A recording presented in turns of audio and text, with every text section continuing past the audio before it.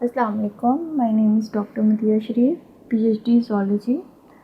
आज हम पढ़ेंगे ग्रेड 10th का सेक्शन 6 का एप्लीकेशन ऑफ बायोलॉजी में chapter number 17 named biotechnology. Biotechnology का टॉपिक 3rd पढ़ना है हमने, which is fermenter. Previous topic हमने फर्मेंटेशन पढ़ा था कि बायोटेक्नोलॉजी में फर्मेंटेशन किस तरह से होती है, उसकी इम्पोर्टेंस क्या है। आज हमने पढ़ना है फर्मेंटर। फर्मेंटर की टर्म शायद न्यू होगी आप लोगों के लिए, तो सबसे पहले इसकी डेफिनेशन को एक्सप्लेन करती हूँ। फर्मेंटर इज़ अ डिवाइस, एक डिवाइस है, एक आला है that provide optimum environment to micro organism, जो माइक्रो ऑर्गेनिज़म को एक मखसूस एक मुनासिब माहौल देता है टू ग्रो इनटू बायोमास, कि वो बायोमास में ग्रो कर जाए, मतलब उनकी बड़ी बड़ी कॉलोनीज़ बन जाए, so that they can interact with substrate, वो सबस्ट्रेट के साथ इंटरेक्ट करें, उनके साथ जो है वो रिएक्शन करें और फॉर्मिंग अ प्रोडक्ट। पहले क्या करता है, एक मुनासिब माहौल मुहैया करता है कि माइक्रो ऑर्गेनिज़म का बायोमास बने। बायोमास बनाने का मकसद क्या है कि वो सबस्ट्रेट के साथ रिएक्शन करें, इंटरेक्ट करें और हमारी मर्ज़ी का प्रोडक्ट बनाएं। तो ये सारा प्रोसेस किसके अंदर होता है, फर्मेंटर के अंदर। फर्मेंटर ये प्रोवाइड करता है हमें, ठीक है, ये डिवाइस हमें प्रोवाइड करती है कि किस तरीके से फर्मेंटेशन होगी। तो हमारे पास दो टाइप्स की फर्मेंटेशन है, दो फर्मेंटेशन की भी टाइप्स हमने दो पढ़ी थी और फर्मेंटर भी दो टाइप्स के हैं। तो अगर हम इसकी टाइप्स देखें तो दो टाइप्स हैं हमारे पास। फर्स्ट टाइप है बैच फर्मेंटेशन या बैच फर्मेंटर, बैच फर्मेंटेशन होती है।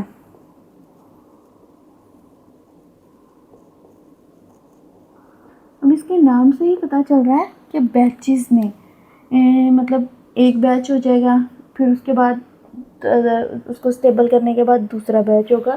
तो इस प्रोसेस में क्या होता है, जो टैंक है फर्मेंटेशन का, उसमें रॉ मटेरियल फिल कर दिया जाता है और उसके साथ साथ उसका टेम्परेचर और पीएच जो है उसको एडजस्ट कर दिया जाता है, उनकी न्यूट्रिशन सप्लीमेंट ऐड कर दिए जाते हैं और ये तमाम मटेरियल जो होता है वो स्टीम स्टेरिलाइज्ड होता है। इसमें प्योर कल्चर माइक्रो ऑर्गेनिज्म भी ऐड किए जाते हैं। अगर हम इसको देखें, इसकी सिंपल सी डायग्राम आप बना सकते हैं।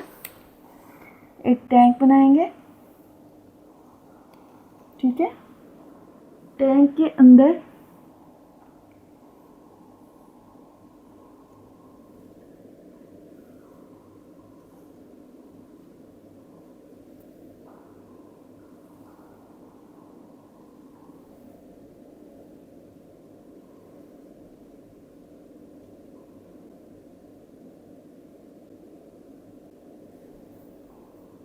रॉ मटेरियल इधर से इसमें ऐड किया जा रहा है टैंक के अंदर। यहाँ से क्या आ रहा है, रॉ मटेरियल। रॉ मटेरियल जिसकी फर्मेंटेशन करनी है उसको हम कहते हैं रॉ मटेरियल, खाम माल। और टैंक के इस तरफ जो है वो हमने क्या ऐड किया जा रहा है,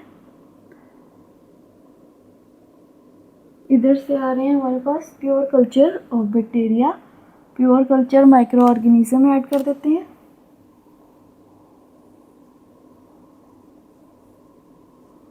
और उसके बाद इसमें फर्मेंटेड प्रोडक्ट जो है वो टैंक के नीचे से निकाल लिया जाता है, यहाँ से उसको कलेक्ट कर लिया जाता है।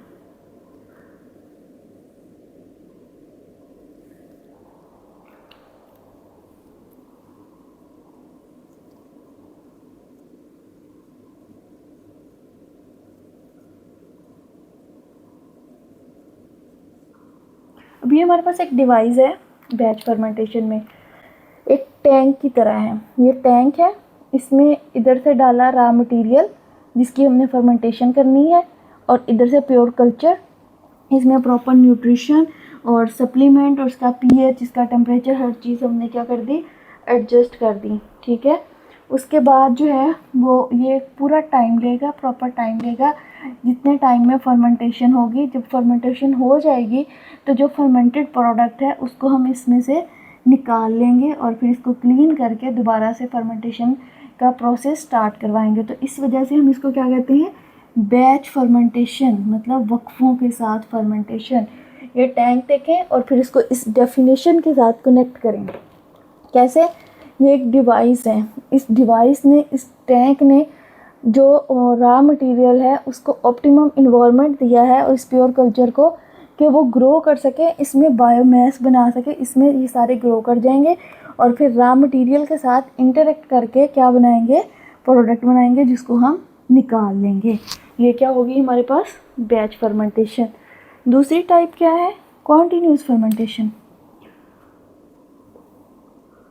नाम से ही बेटा पता चल रहा है कि कॉन्टिन्यूस का क्या मतलब होता है, मुसलसल।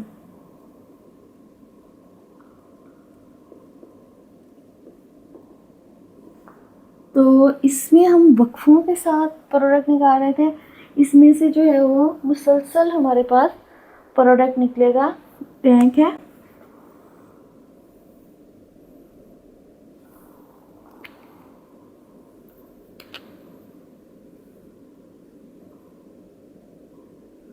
इधर से रॉ मटेरियल डाला जा रहा है टैंक में,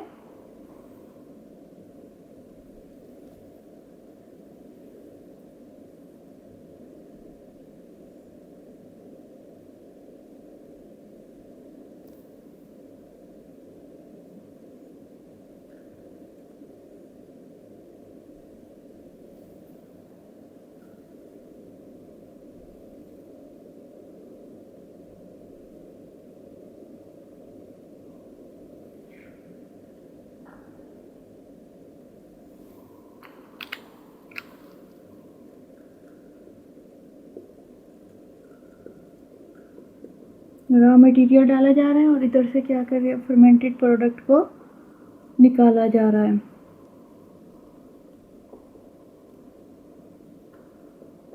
अब ये जो है इस टैंक में भी टेम्परेचर सेट कर लिया है और उसमें जो है हर चीज़ एडजस्ट कर ली है और पीएच वगैरह, माइक्रो ऑर्गेनिज़म। अब इसमें एक तरफ से मटेरियल डालते जाएंगे और इधर से प्रोडक्ट निकलता जाएगा। इसमें हमें रुक के इसको फर्मेंटेशन का टाइम दे के और इसमें जो है वो हमें उसकी दोबारा से सफाई करने की ज़रूरत नहीं है। एक तरफ से मटेरियल डालते जा रहे हैं, मुसलसल प्रोडक्ट निकलता जा रहा है, तो इस वजह से हम इसको क्या कहते हैं कि ये कंटिन्यूस फर्मेंटेशन है। अब फर्मेंटर को यूज़ करने के एडवांटेजेस क्या हैं? टाइप्स हमने देख ली फर्मेंटर की, ठीक है। तो फर्मेंटर जो है वो बायोटेक्नोलॉजी में क्यों यूज़ किया जाता है, अब हम इसकी देखेंगे टाइप्स। टाइप्स हमने देख ली, अब हम देखेंगे इसके एडवांटेजेस कि इसका फ़ायदा क्या है।